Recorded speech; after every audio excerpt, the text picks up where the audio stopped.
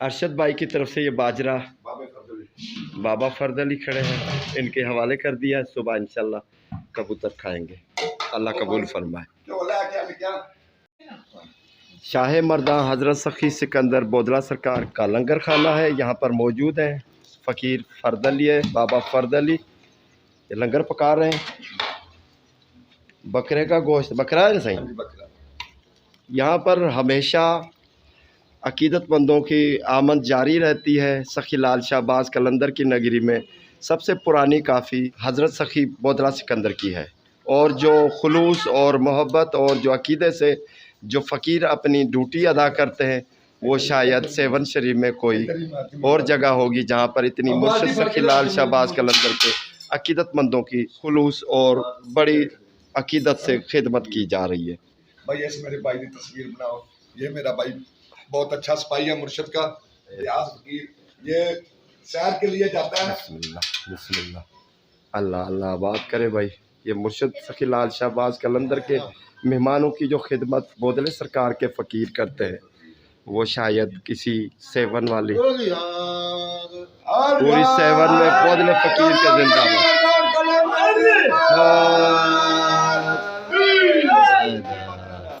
یہ باجرہ کبوتروں کو دے دیا ہے، ابھی کھائیں گے، صبح کھائیں گے۔ بسم اللہ بسم اللہ بابا۔ جمعہ کی مبارک رات ہے، اذان آنے والی ہے، مغرب کی اذان، تھوڑی ہی دیر میں اذان آئے گی، اس کے بعد اذان کے بعد بودلے سرکار کا یہ دھمال والا سین ہے، یہاں پر دھمال شروع ہو جائے گی۔ یہ نگارہ پڑا ہوا ہے اور یہاں پر ہی فقیر نگارہ بجائیں گے، دھمال بجے گی، اور اسی سین میں دھمال پائیں گے مرشد سخی لال شہباز قلندر کی نگری میں بودلے سرکار کی دربار میں۔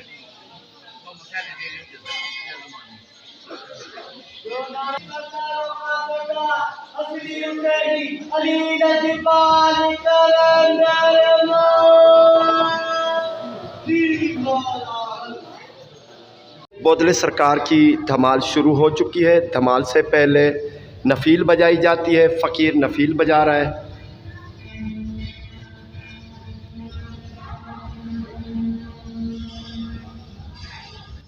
بودلے بہار کے فقیر ایک فوج کی طرح کام کرتے ہیں، کبھی بھی انکار نہیں ہوتا کسی کام سے، ہر کسی کو اپنی ڈیوٹی دی ہوئی ہے اور ہر بندہ اپنی ڈیوٹی یا اپنا فرائض بخوبی نبھانا جانتا ہے۔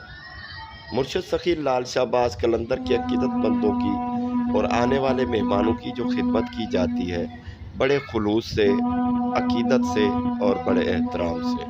یہ بڑے فقیر ہیں، چراغی کے لیے جا رہے ہیں، چراغی کرتے ہیں، چراغی کے وقت چراغی ہوتی ہے اور بہت سارے کام فقیروں کے ذمے ہوتے ہیں، مہمانوں کو لنگر کرانا، ان کی رہائش کا بندوبست کرنا، مہمانوں کو گھر جیسا ماحول ملتا ہے۔ یہی وجہ ہے کہ مرشد سخی لال شہباز قلندر کی درگاہ کے بعد بہت سارے لوگ سخی بودلہ سکندر کا رخ کرتے ہیں اور اسی کافی میں قیام کرتے ہیں۔ ان کی خدمت فقیروں کی قابل دید ہے۔